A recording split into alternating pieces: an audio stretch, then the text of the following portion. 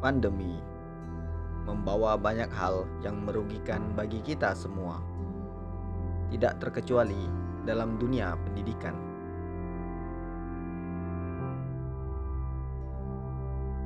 Pandemi memaksa sekolah-sekolah untuk meliburkan para siswa-siswinya, sehingga pembelajaran yang biasanya dilakukan di kelas harus diubah menjadi pembelajaran daring di rumah.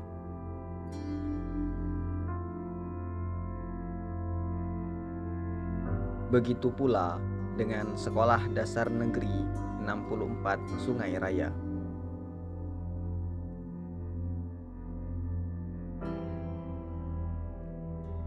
Mariani, salah satu guru yang mengajarkan mata pelajaran pendidikan agama Islam dan budi pekerti di SDN 64 Sungai Raya.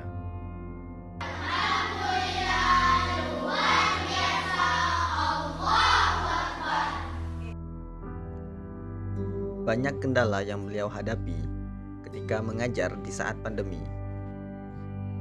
Mulai dari keterbatasan teknologi yang dimiliki oleh siswa dan orang tuanya, sehingga beliau hanya dapat memanfaatkan grup WhatsApp dan pesan suara untuk memberikan materi kepada para siswanya.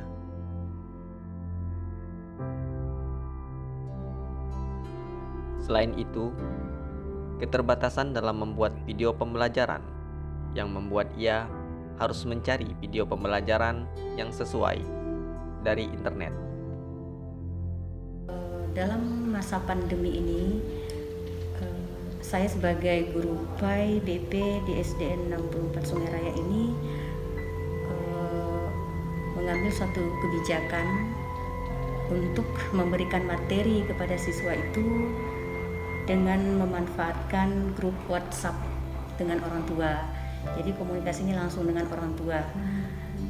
Dan dalam penyampaian materi, mereka sudah memiliki buku paket yang kita bagikan, buku paket PAI BP-nya, sehingga setiap materi yang kita sampaikan melalui grup WhatsApp itu mengacu kepada buku paket. Nah, sebagai penunjangnya, saya memanfaatkan video-video pembelajaran yang ada di YouTube. Saya pilih mana video itu yang kira-kira menarik sehingga siswa tertarik untuk menontonnya dan mudah difahami. Dan yang paling penting itu nyambung dengan materi yang ada di buku paket.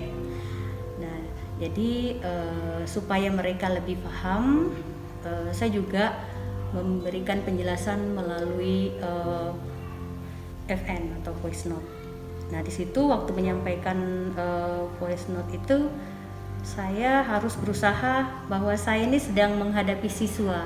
Jadi cara berbicara saya usahakan seolah-olah saya sedang, bahwa di depan saya itu ada siswanya gitu. Mulai dari pembukaan, penjelasan tujuan pembelajarannya, sampai ketika menjelaskan materi sampai selesai ada pertanyaannya gitu, walaupun tidak langsung dijawab gitu kan, tapi ada pertanyaan-pertanyaan yang saya ajukan dalam voice note itu, sehingga mereka di rumah merasa bahwa saya sedang ada di hadapan mereka mengajar mereka. Nah, itu salah satu cara saya untuk menyampaikan materi selama pandemi. Saat ini SDN 64 Sungai Raya tidak lagi menerapkan sistem pembelajaran daring dari rumah. Para siswa sudah melaksanakan pembelajaran di sekolah. Namun, setiap kelas dibagi menjadi 2 sesi dan diterapkannya sistem ganjil genap. Hal tersebut membuat beliau dapat menerapkan pembelajaran di kelas seperti biasa. Namun, terdapat kendala lain karena adanya pembagian sesi. Beliau harus mengulang kembali materi yang telah diajarkan. Dan alhamdulillah untuk semester ini kami SDN 64 Sungai Raya sudah mulai melakukan pembelajaran tatap muka terbatas. Jadi kondisi yang tadinya hanya PJJ atau belajar di rumah, alhamdulillah sudah mulai stabil walaupun masih menggunakan aturan-aturan seperti satu kelas itu harus dibagi menjadi 2 sesi. Nah, kemudian sistem ganjil genap. Jadi walaupun menggunakan sistem sesi dan ganjil genap, tapi saya sebagai guru PAI-BP sudah bisa full untuk menyampaikan materi, anaknya hadir, saya bisa menjelaskan materi-materi ajar yang ada di buku, baik itu buku paket maupun buku penunjang. Jadi bisa langsung berhadapan dengan siswanya, menuliskan materi di papan tulis, berdialog langsung, berkomunikasi, tanya jawab dengan siswa. Nah, itu pelan-pelan kita sudah bisa belajar seperti dalam kondisi normal, walaupun tadi harus dibagi menjadi 2 sesi dan resikonya dalam satu materi saya harus menyampaikan 4 kali. Karena misalnya hari ini saya mengajarnya 2 kelas, otomatis kan paralel. Jadi satu materi itu harus disampaikan untuk 2 kelas dengan dibagi 2 sesi. Jadi ada 4 kali pertemuan berbeda siswa dan materi yang sama.